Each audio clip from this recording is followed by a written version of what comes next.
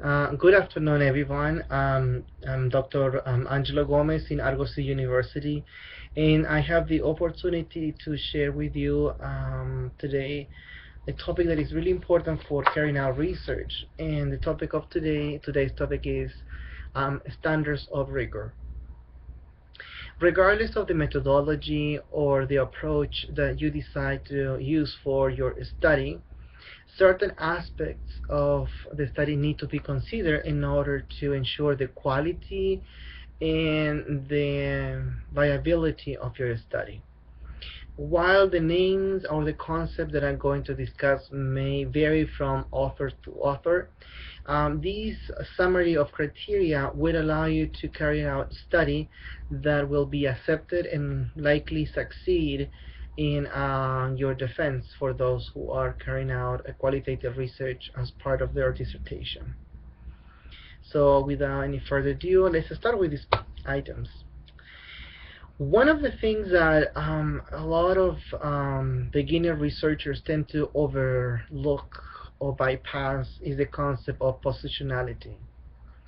Uh, Positionality not only refers to the position of the researcher in terms of the topic that they research. I mean, if it's something that they study relates toward themselves, if they are participants of the study, if they are part of the population that they are studying, or if they share the characteristics with the population that they study or the participants.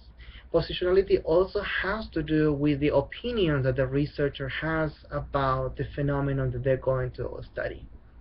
That is a relationship between the researcher's opinion favorably or unfavorably about the topic. At the same time, positionality refers to the relationship with the participants, whether the researcher is an insider, a member of the community that he is studying, or if he's an outsider, and whether he represents a group that is favorably or negatively related towards the population or the topic they study. For instance, a male researcher who wants to study about women's health may be hindered by the fact of for the fact of his gender. Some women may not feel as comfortable as discussing with him certain intimate aspects of their health.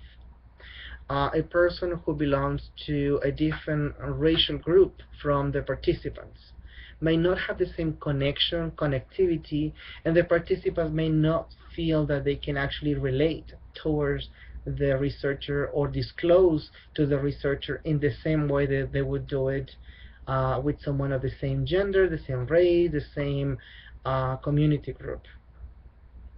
Positionality also has to do with a historical moment when a study is carried out. The study not only has to do with the notion of um, where it's done, but also when it's done. There are historical moments, certain timings that may be very relevant, very encouraging for certain research to be done.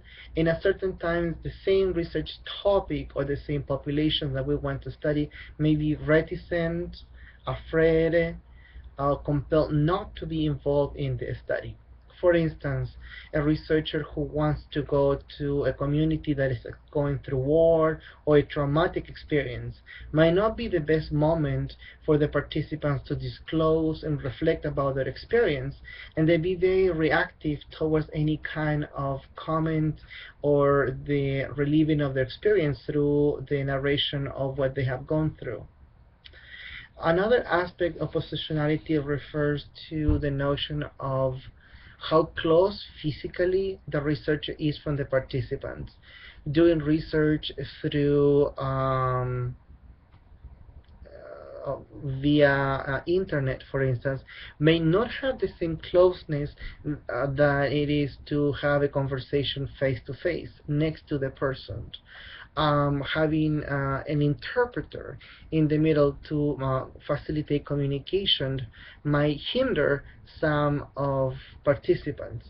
At the same time, the interpreter may feel kind of compelled to reinterpret the comments or the information that the participants may give, or the researcher questions, in the way he asked those questions, or how those questions sound to the participants. The researcher and the interpreter might choose to kind of polish, beautify, transform, or adapt those questions to the population, and the researcher might transfer back the findings in a different light.